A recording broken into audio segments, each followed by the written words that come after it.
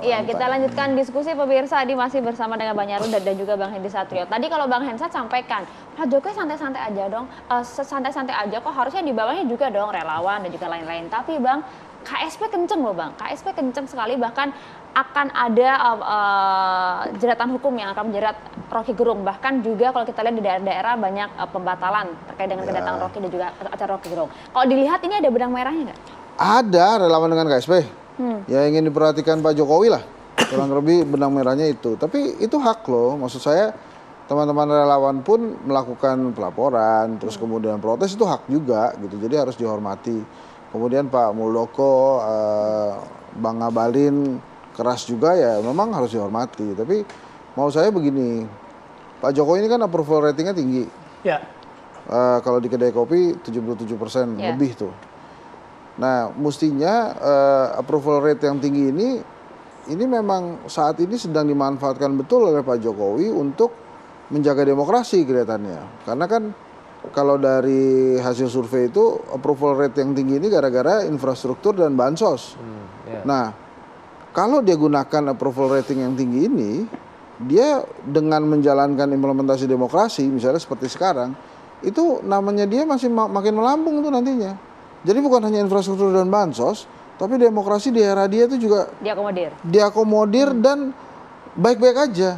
Dan salah satu momen terbaiknya bukan hanya ini, nanti pas pemilu 2024 menjalankan dengan baik tuh KPU dan Bawaslu-nya didirijenkan dengan baik sebagai penguasa kan, itu approval rate-nya bukan hanya sekedar angka nantinya, juga diingat gitu. Nah, mestinya kalau demokrasinya dijaga oleh Pak Jokowi seperti sekarang, ini pemilu bakal aman-aman aja dan riang gembira.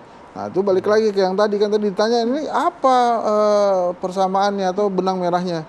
Satu tadi saya bilang kan, ini pengen dilihat Pak Jokowi. Kemudian yang kedua itu hak mereka juga. Kemudian yang ketiga, dengan teman-teman relawan, kemudian KSP yang keras, itu demokrasinya makin terlihat. Jadi nggak cuma ada kritikan dari masyarakat yang keras, tapi juga pemerintah juga bela dirinya juga kencang tuh. Jadi ini sebetulnya demokrasi yang terjadi sehat seperti ini gitu. Sehat Bang seperti ini Bang. Asal jangan lapor-lapor gitu. Laporan udah banyak tadi berapa 30 ya? 30 pelaporan Bang. Iya. Pelaporannya dikumpulin sama Polda Metro Jaya, tapi kan ini kita juga belum tahu juga apa yang akan dilakukan oleh. Oke, Mas Nyarwi gini, tapi kalau misalnya tadi soal, yaitu Mas Nyarwi sepakat ini adalah kritik begitu ya. Rocky menyebutkan bahwa, Bang Rocky menyebutkan bahwa saya tidak menyerang individu, tapi lembaga. Tapi bukankah itu melekatnya? Gimana ngasih? Ya minimal ke kita lah yang pemahamannya gimana, kan itu melekat mau gimana pun. Ya.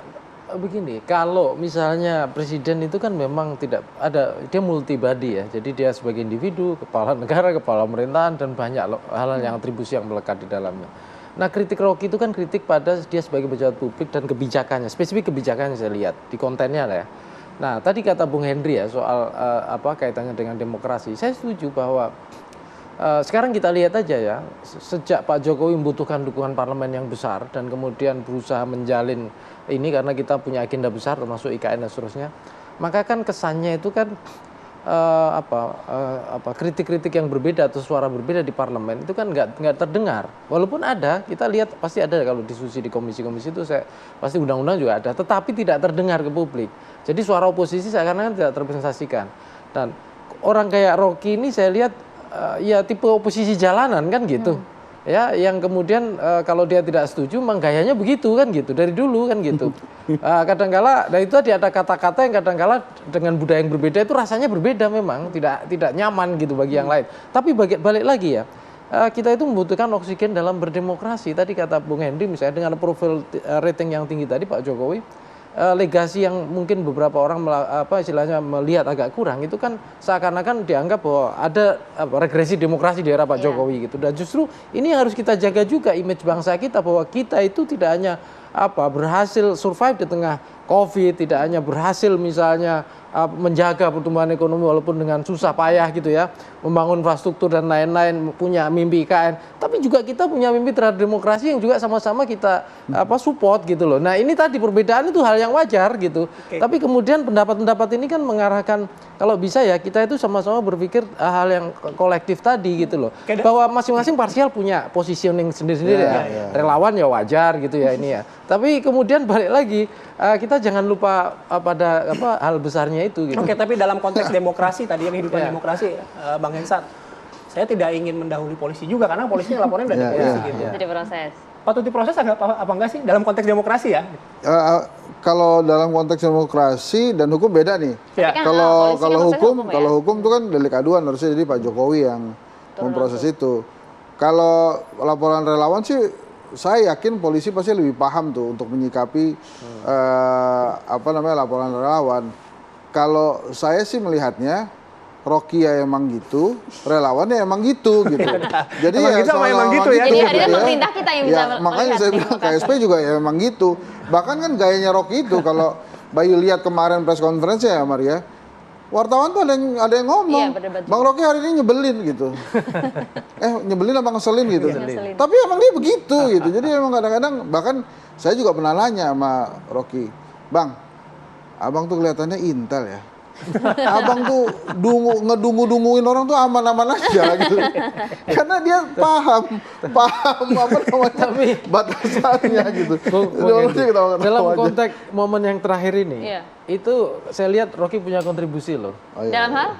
Gini, biasanya relawannya Pak Jokowi itu kan kemarin katanya terbelah ya, ada yang ke Pak Ganjar, ada yang ke Pak Prabowo. Nah ini bersatu. Jadi masalah panggung ini punya kontribusi juga namanya ya. Jadi menarik ini. Oke, tapi kalau dilihat pembatalan beberapa kegiatan Rocky Gerung di sejumlah daerah, ini ada hubungannya nggak sih dengan kerasnya KSP saat ini? Nggak, kalau menurut saya itu nggak tepat. Karena nggak ada alasan kemudian ada warga negara lain mencegah warga negara lain bicara. Apalagi itu anggota DPR tuh, yang harusnya lebih paham daripada rakyat biasa. Rocky dalam hal ini tepat sekali karena memang mencegah bentrokan yang terjadi di masyarakat. Itu sebetulnya anggota DPR-nya itu harusnya memberikan pengarahan, pelajaran, pendidikan berpolitik yang baik gitu ya. Karena kalau dilihat-lihat ya emang gitu. Jangan kemudian, kan tadi yang saya bilang emang gitu itu kan Rocky, relawan, KSP, ini jangan sampai anggota DPR juga emang gitu. Gitu kan. Kita lihatlah nih 30 pelaporan dan juga 2 pengaduan di Barreskrimnya akan seperti apa nasibnya. Karena highlightnya tadi ya Rocky emang begitu ya, relawan emang begitu ya, emang begitu memang begitu ketemunya emang begitu. Tapi hukum juga begitu, kita lihat hasilnya seperti apa. Terima kasih Bang Nyarwi, terima kasih. Terima kasih Maria.